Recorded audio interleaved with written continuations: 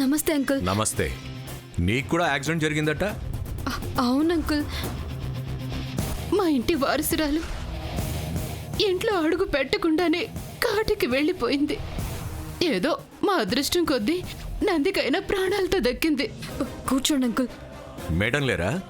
ఉన్నారు, నేను పిలుస్తాను. ప్లీజ్ కూర్చోండి అంకుల్.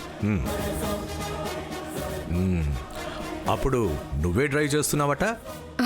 అవును అంకుల్. లారీ వాడు రాంగ్ సైడ్లో వచ్చి డాష్ ఇచ్చాడు. పాపం మా అక్క స్పాట్లోనే ప్రాణాలు వదిలేసింది. నమస్తే మేడం. నమస్కారం, కూర్చోండి. నేను క్యాంప్లో ఉన్నప్పుడు జరిగిందని తెలిసింది మేడం. వెంటనే ఇన్స్పెక్టర్కి ఫోన్ చేసి అన్ని విషయాలు తెలుసుకున్నాను. ఇప్పుడు దాని గురించి మాట్లాడాలని రమ్మన్నాను. చెప్పండి మేడం. నా పెద్ద మనవరాలు కోట్ల ఆస్తికి వారసురాలు. 18 ఏళ్ల తరువాత మా ఇంట్లో అడుగు పెట్టాలని బయలుదేరింది. కానీ దారిలోనే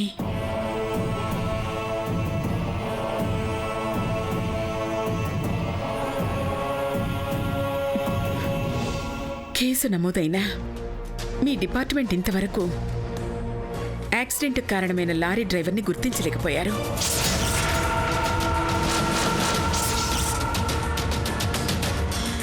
నేను దీన్ని మామూలుగా వదలదలుచుకోలేదు.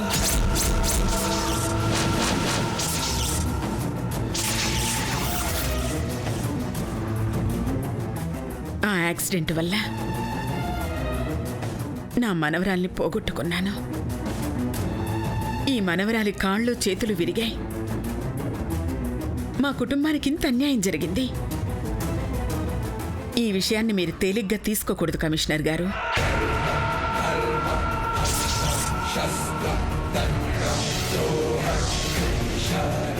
లేదు మేడం, నేను తిరిగి రాగానే ఇన్స్పెక్టర్ని పిలిపించి కేసు ఫైల్ చూశాను.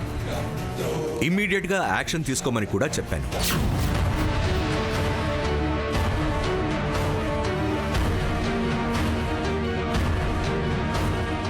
ఇందులో మాకు కొన్ని డౌట్స్ ఉన్నాయి. అందుకే ఇంకా ఫాస్ట్గా ఇన్వెస్టిగేషన్ చేయడానికి ఒక స్పెషల్ ఆఫీసర్ని అపాయింట్ చేశాను.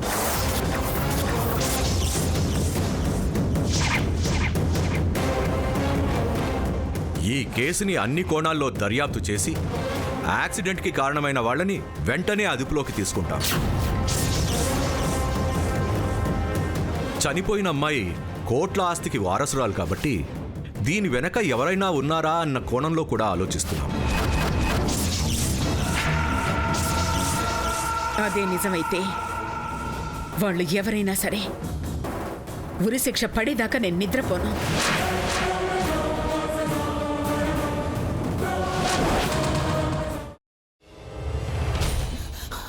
నువ్వు ఇంకేమన్నా చెప్పాలా? ఇంకేమన్నా అబద్ధం చెప్పాలనుకుంటే చెప్పేయి. నేను చూడాలనుకుంటున్నాను నన్ను మోసం చేయడానికి నువ్వు ఎంత నీచానికి దిగజారగలవు అని.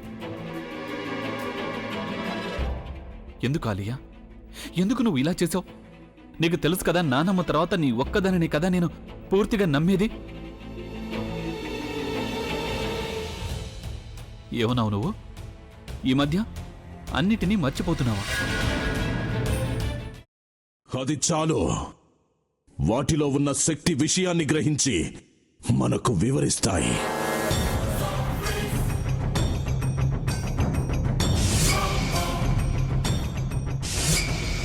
ఎవరు ఆ దండ విప్పొద్దు, గది తలుపులు తెరవద్దు.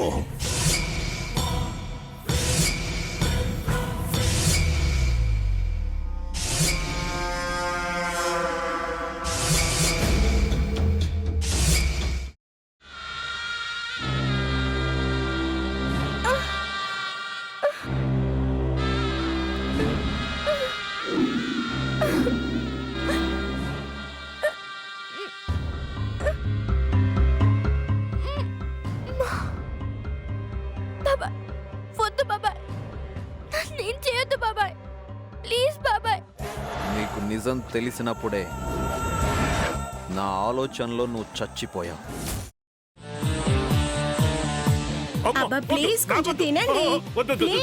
భీమారావు గారు, మీరా? ఇగో మీరా కాదు, సక్కుబాయ్. అవును, మీ పనామే లేచిపోయిందని చెప్పి కంప్లైంట్ ఇచ్చినావు కదా. రేయ్ ఆయన కంప్లైంట్ ఇచ్చింది లేచిపోయిందని కాదు కనిపించడం లేదు అని. అచ్చా, అట్లానా? సరే మేడం. ఇడియట్.